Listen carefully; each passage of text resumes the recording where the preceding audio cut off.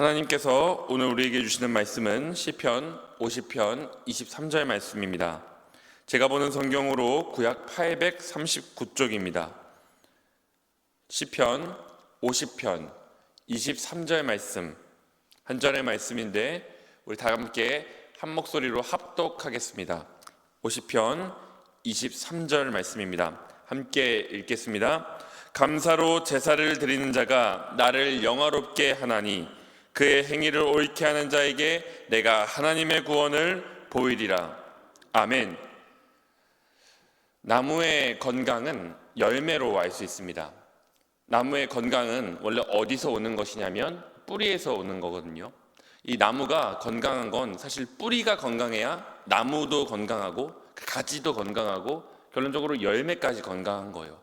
그런데 우리가 눈에 볼 때는 나무의 그 겉에 땅 위에 있는 모습만 보이기 때문에 나무의 건강을 알 수 있는 방법은 사실 열매로 알 수 있게 됩니다. 그렇다면 우리가 신앙의 건강, 신앙도 눈에 보이지 않는데 신앙도 건강함이 있거든요. 건강의 기준이 있는데 신앙의 건강은 어떻게 알 수 있을까요? 바로 감사로 알 수 있다라고 오늘 성경 이야기하고 있습니다. 성경은 이 감사를 우리가 단순한 감정적인 표현이 아니라 이것이 믿음의 열매라고 이야기하고 있는 거예요. 그래서 예수님도 제자들과 함께 있으실 때 열매를 보고 나무를 안다라고 말씀하셨습니다. 그 나무를 보고 열매를 아는 게 아니라 그 열매를 통해서 이 나무가 어떤 나무인지를 알 수 있다라고 말씀하셨습니다. 이 구약 시대, 오늘 우리가 읽은 말씀이 시편인데요. 구약 시대는 제사로 하나님께 예배를 드리던 시대였습니다. 제사가 익숙한 그들에게 하나님은요, 오늘 제사보다 더 중요한 한 가지의 가치를 말씀하고 계시는 거예요.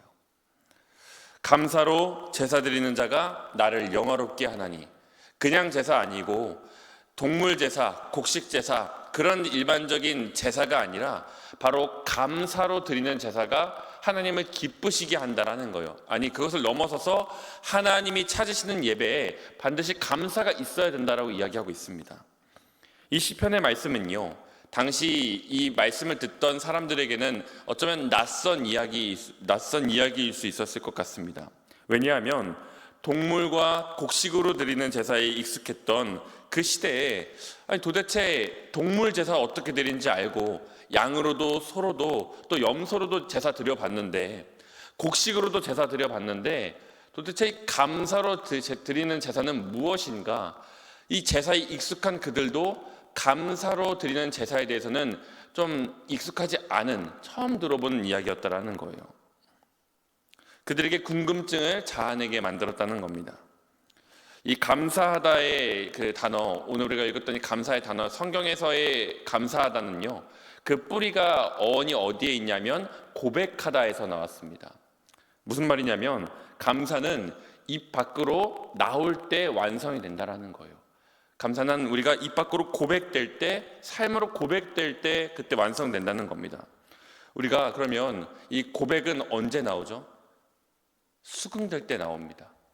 이렇게 강제로 감사의 고백이 나오지 않고 정말로 그렇구나, 하나님의 도우심이 있었구나, 그것이 이해되고 과거의 도움이 하나님의 손에서 출발했다는 것이 인정될 때, 그때 수긍될 때 입 밖으로 나온다라는 거예요.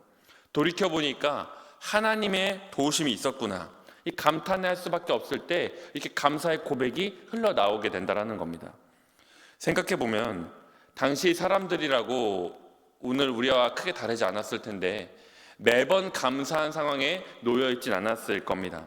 때로는 감사보다는 한숨밖에 나올 수 없는 그런 상황에 있었는지 모르겠어요. 그럼에도 하나님은요, 오늘 제사 드릴 때 감사로 제사를 드리라는 거예요.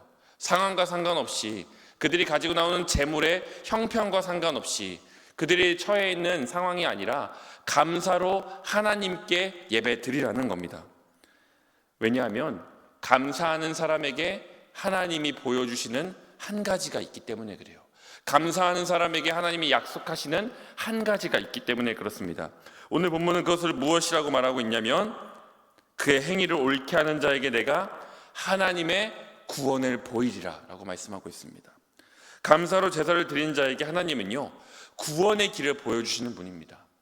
살아갈 방법을 보여주시는 분이라는 거예요.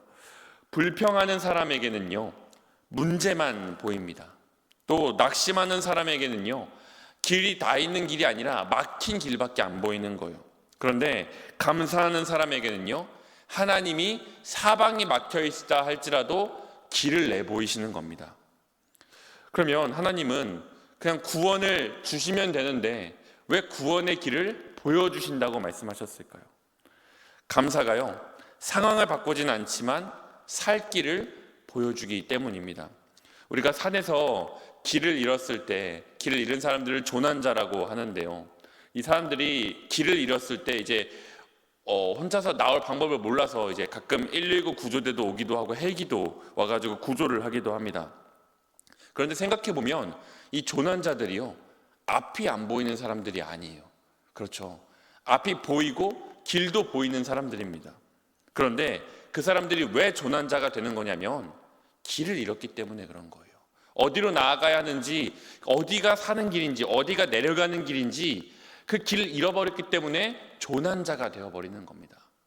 그럴 때 하나님께 감사하는 자, 우리 인생에서 이처럼 어디로 가야 할지를 몰라 방향을 잃고 길을 잃었을 때 감사로 예배를 드린 자에게 하나님은요, 살 길을 보여주시는 겁니다. 길이 생명임이 그때 보이게 되는 거예요. 감사의 고백은 그래서 단순히 우리의 마음을 다잡으라는 또는 감정적인 표현을 하라는 그 차원을 넘어서서 하나님의 구원을 여는 열쇠라는 겁니다. 사방이 막혀있는 것 같은 우리 삶 가운데 놓여있을지라도 감사로 나아가면 하나님께서 그 와중에도 살 길을 내어주시고 보여주신다라는 겁니다. 바울과 실라가 그랬습니다.